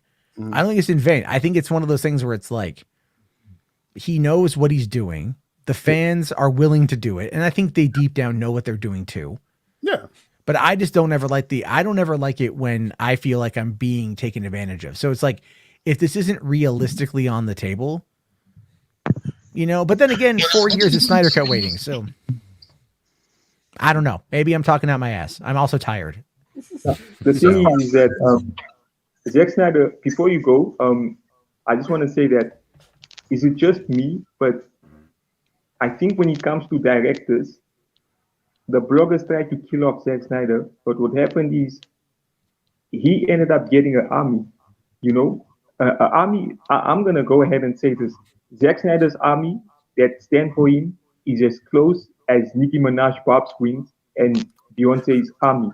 And I think the fact that he has that army, just hear me out. The fact that he has that army, it also means that Netflix and all the other streaming channels are looking at Zach and saying, well, if they don't greenlight any of their projects, we're just gonna go to him and say, hey, this is how much money we're giving you. Because if he goes, his fans go with him.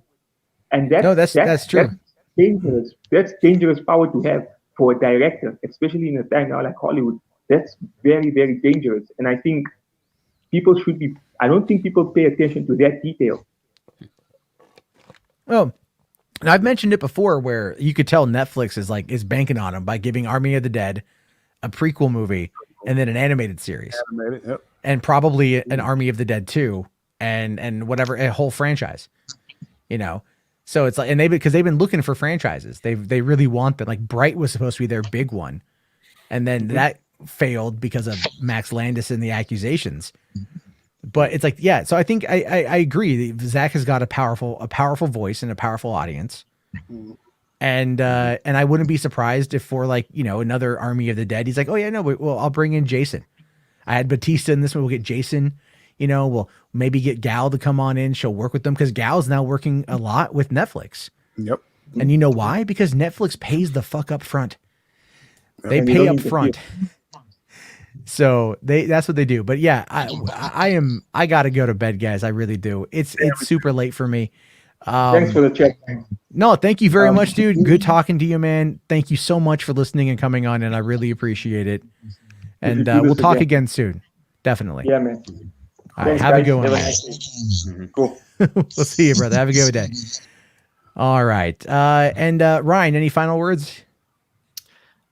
Any final words? Well, I'm off to watch John Wick for the first time, so. Oh, good. Yeah, you'll like it. Good for you. Yeah, John Wick is the shit. Yeah, I just checked it out from the library, so yeah, I'm looking forward to it. That makes me feel really old, but yeah, no, you'll enjoy it. It's a fun movie. You can see why everyone will lose their mind over it. So, all right, man. Well, hey, go watch it. Let me know what you think about it when you see it. Sure thing. All right, I'll see you later, Ryan. Have a good one, man. Okay. All right, see ya. Oh man, yeah, I'm like, I'll just do 20 minutes of calls, and it's been an hour and a half. Son of a bitch. That's my fault. I drew. Nah, it's all good. I like to talk, and we get talking on good stuff. I just want to keep talking. I'm that's just how I roll. Yeah, that's why the algorithm hates me, right? Because that's why I hate you.